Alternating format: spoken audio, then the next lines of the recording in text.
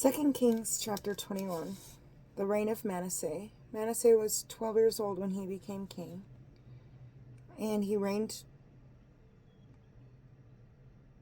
55 years in Jerusalem. His mother's name was Hephzibah. He did what was evil in the Lord's sight, following the abominable practices of the nations whom the Lord had dispossessed before the Israelites.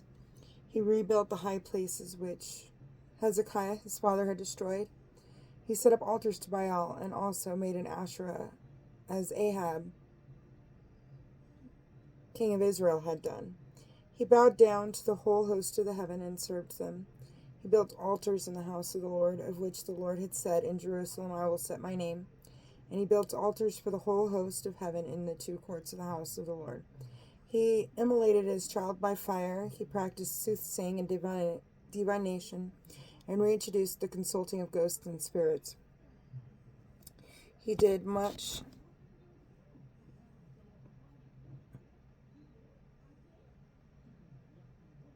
evil in the Lord's sight and provoked him to anger.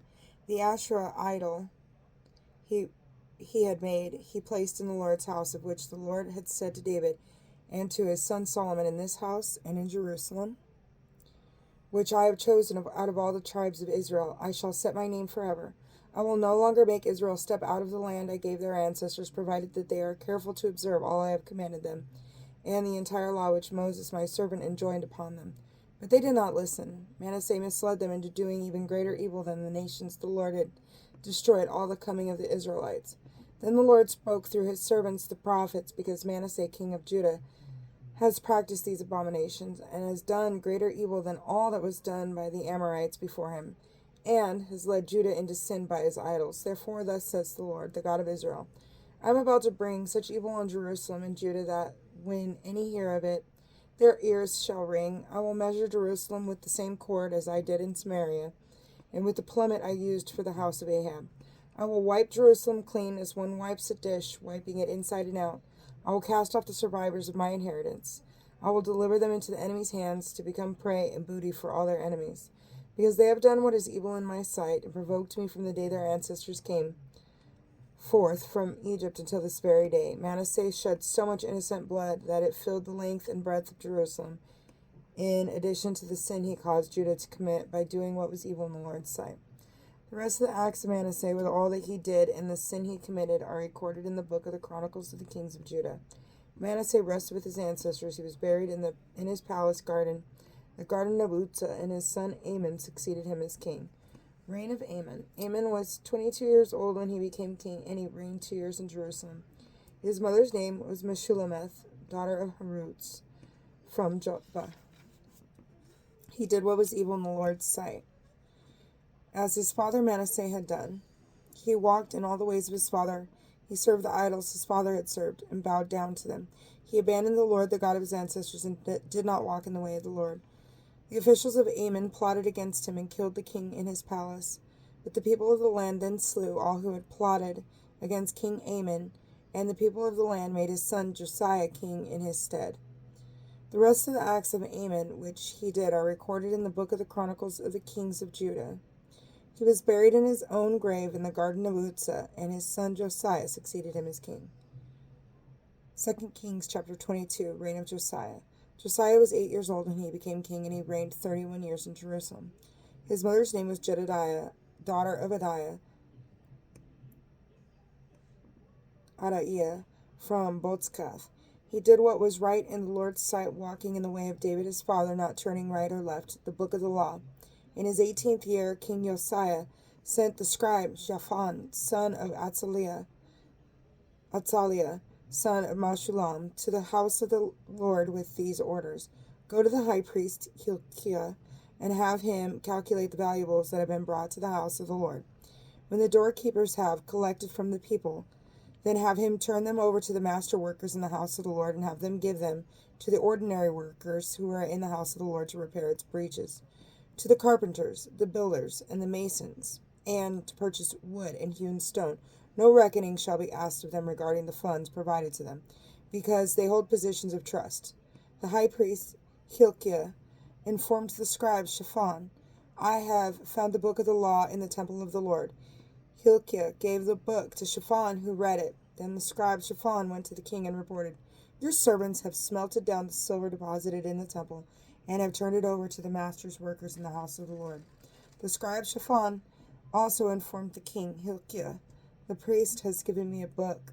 And then Shaphan read it in the presence of the king. When the king heard the words of the book of the law, he tore his garments.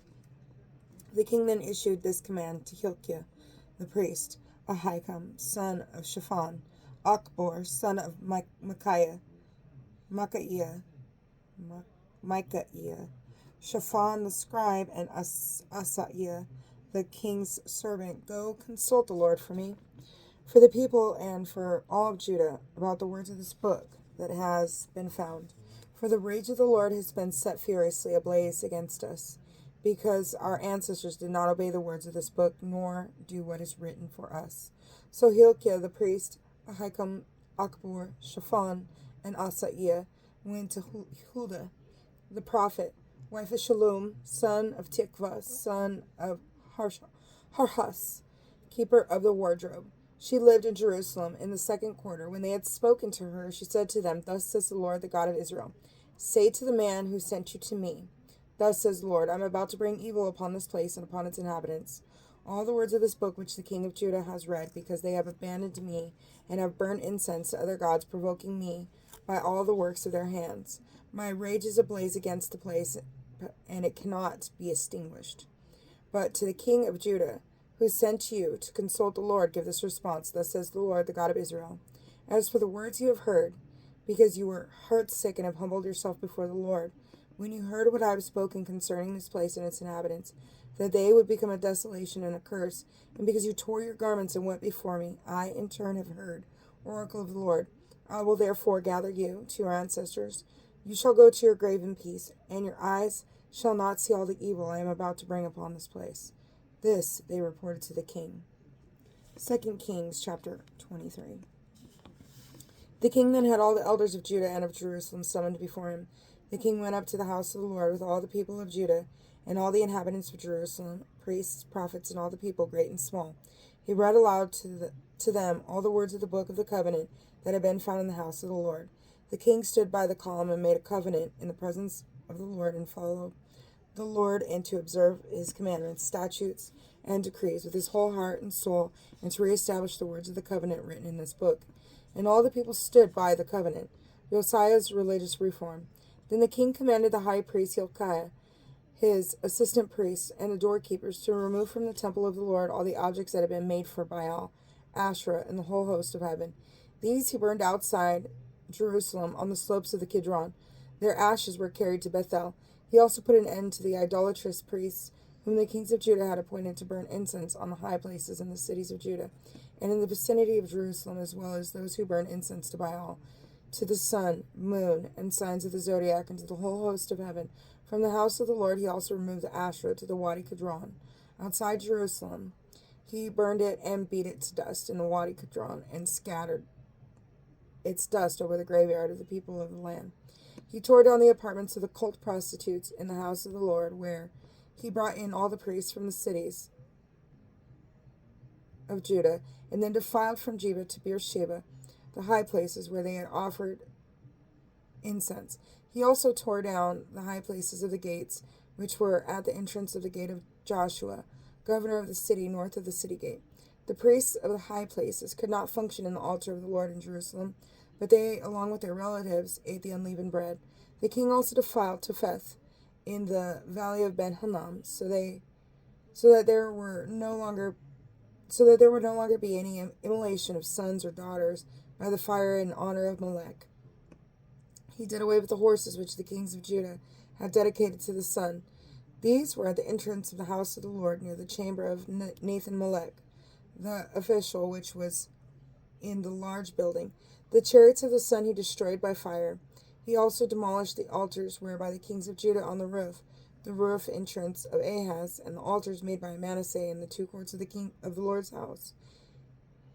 He pulverized them and threw the dust into the Wadi Kidron. The king defiled the high places east of the Jerusalem, south of the Mount of the Destroyer, which Solomon king of Israel had built in the honor of Astarte, the Sidonian whore, of Shamash, the Moabite whore, and of Milcom, the Ammonites' abomination. He broke the pieces of the pillars, cut down the Asherahs, and filled the places where they had been with human bones. Likewise, the altar which was at Bethel, the high place built to Jeroboam, son of Nebat, who caused Israel to sin, the same altar and high place he tore down, and burned, grinding the high place to powder, and burning the Asherah. When Josiah turned and saw the graves there on the mountainside, he ordered the bones taken from the graves and burned on the altar, and thus defiled it, according to the Lord's word proclaimed by the man of God, as Jeroboam stood by the altar at the feast day. When the king looked up and saw the grave of the man of God who had proclaimed these words, he asked, "What is that marker I see?"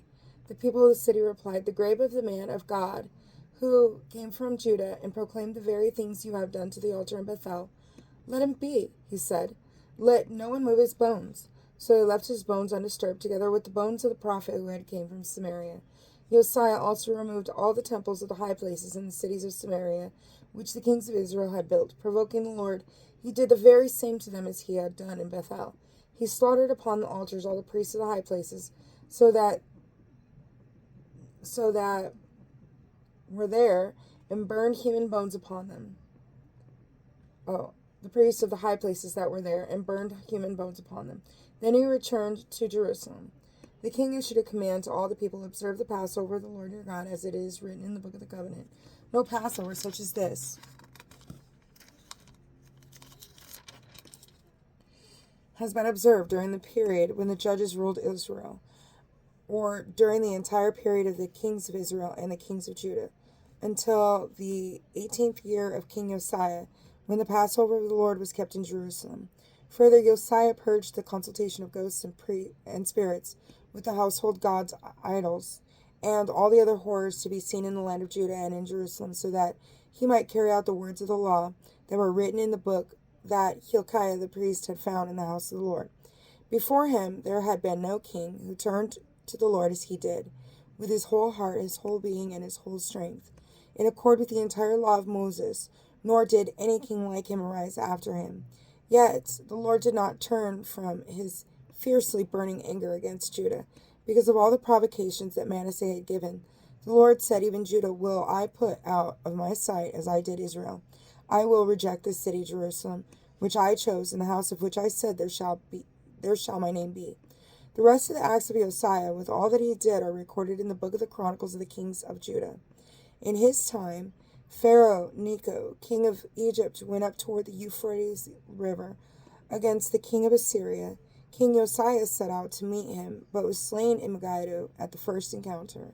His servants brought his body on a chariot from Megiddo to Jerusalem, where they buried him in his own grave. Then the people of the land took Jehoahaz, son of Josiah, anointed him, and proclaimed his king to succeed his father. The reign of Jehoahaz. Jehoahaz was 23 years old when he became king, and he reigned 3 months in Jerusalem. His mother's name was Hamutal, daughter of Jeremiah from Libnah. He did what was evil in the Lord's sight, just as his ancestors had done. Pharaoh Necho told him, prisoner at Riblah, in the land of Hamath. Thus ending his reign in Jerusalem, he imposed a fine upon the land of 100 talents of silver and a talent of gold. Pharaoh Necho then made Eliakim, son of Josiah, king in place of Josiah his father. He changed his name to Jehoiakim. Jehoahaz he took away with him to Egypt, where he died. Jehoiakim gave the silver and gold to Pharaoh, but taxed the land to raise the amount Pharaoh demanded. He exacted the silver and gold from the people of the land, from each proportionately, to pay Pharaoh Necho. Reign of Jehoiakim. Jehoiakim was 25 years old when he became king, and he reigned 11 years in Jerusalem. His mother's name was Zebidah, daughter of Pedaiah from Rumah. He did what was evil in the Lord's sight, just as his ancestors had done. 2 Kings chapter 24. During Jehoiakim's reign, Nebuchadnezzar, king of Babylon, attacked, and Jehoiakim became his vassal for 3 years.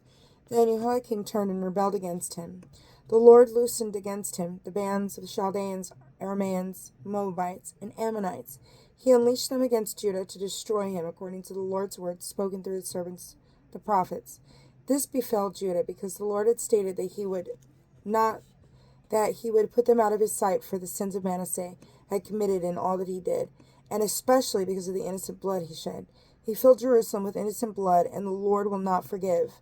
The rest of the acts of Jehoiakim, with all that he did, are recorded in the book of the Chronicles of the Kings of Judah. Jehoiakim rested with his ancestors, and his son, Joachim, succeeded him as king.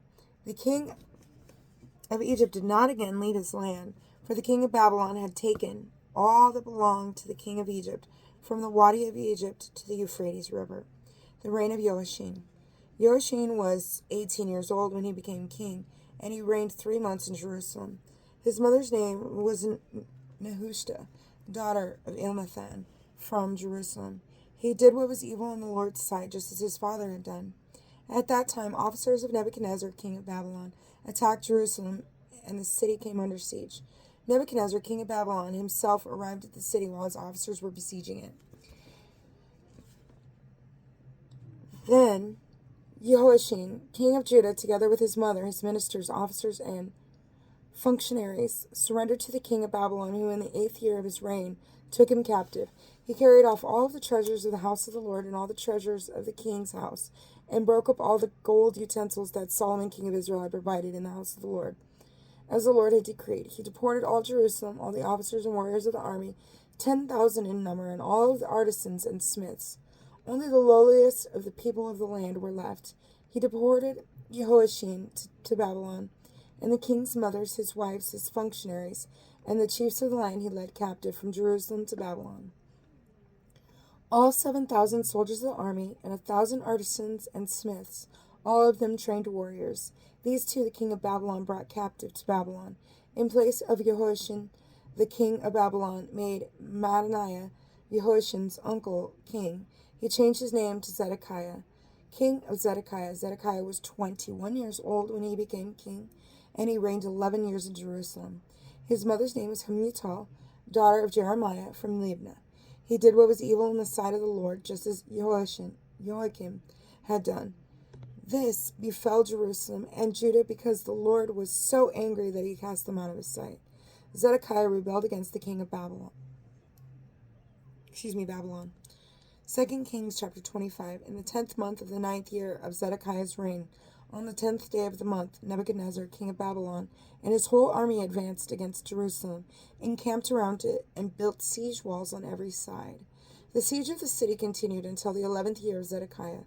On the 9th year of the month, when famine had gripped the city, and the people of the land had no more food, the city walls were breached. That night all the soldiers came to the gate between the 2 walls near the king's garden. The Chaldeans had the city surrounded, while the king went toward the Arabah. But the Chaldean army pursued the king and overtook him in the desert near Jericho, abandoned by his whole army. The king was therefore arrested and brought to Riblah, to the king of Babylon, who pronounced sentence on him. They slew Zedekiah's son before his eyes. Then they put on his eyes, bound him with fetters, and brought him to Babylon.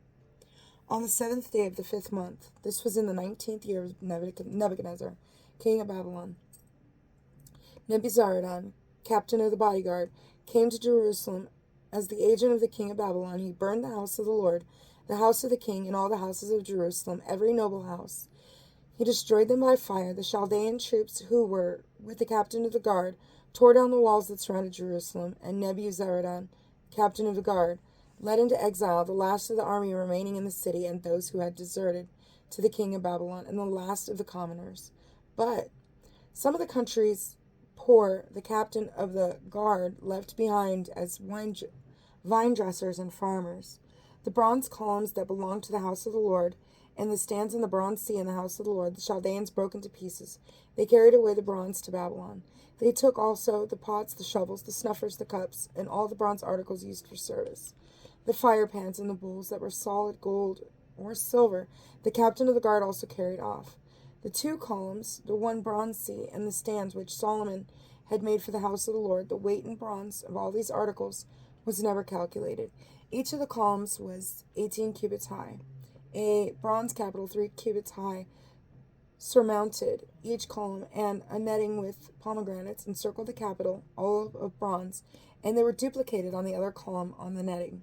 The captain of the guard also took Seraiah, the chief priest, Zephaniah, an assistant priest, and the 3 doorkeepers. And from the city he took 1 officer who was the commander of the soldier, 5 courtiers in the personal service of the king, who were still in the city, the scribe in charge of the army who mustered the people of the land, and 60 of the people of the land still remaining in the city. The captain of the guard, Nebuzaradan, arrested these and brought them to the king of Babylon at Riblah. And the king of Babylon struck them down and put them to death in Riblah in the land of Hamath. And thus Judah went into exile from their native soil, the governorship of Gedaliah. As for the people whom he had allowed to remain in the land of Judah, Nebuchadnezzar, king of Babylon, appointed Gedaliah, son of Ahikam, son of Shaphan, over them. Hearing that the king of Babylon had appointed Gedaliah over them, all the army's commanders and the troops came to him at Mizpah. Ishmael, son of Nethaniah, Johanan, son of Kareah, Sariah, son of Tanhumeth, the Netophathite, and Jaazaniah, son of the Maachite, each with his troops. Gedaliah gave the commanders and their troops his oath. He said to them, "Do not be afraid of the Chaldean officials. Remain in the country and serve the king of Babylon, so that all will be well with you." But in the 7th month, Ishmael, son of Nethaniah, son of Elishama, of royal descent, came with 10 others, attacked Gedaliah, and killed him, along with the Judahites and the Chaldeans who were in Mizpah with them. Thus all the people, great and small, left with the army commanders and went to Egypt for fear of the Chaldeans. The release of Jehoiachin. In the 37th year of the exile of Jehoiachin, king of Judah, on the 27th day of the 12th month, Evil-Merodach, king of Babylon, in the inaugural year of his own reign, raised up Jehoiachin, king of Judah, from prison. He spoke kindly to him and gave him a throne higher than that of the other kings who were with him in Babylon. Jehoiachin took off his prison garb. He ate regularly in the king's presence as long as he lived, and for his allowance the king granted him a regular allowance in fixed daily amounts for as long as he lived. God bless you.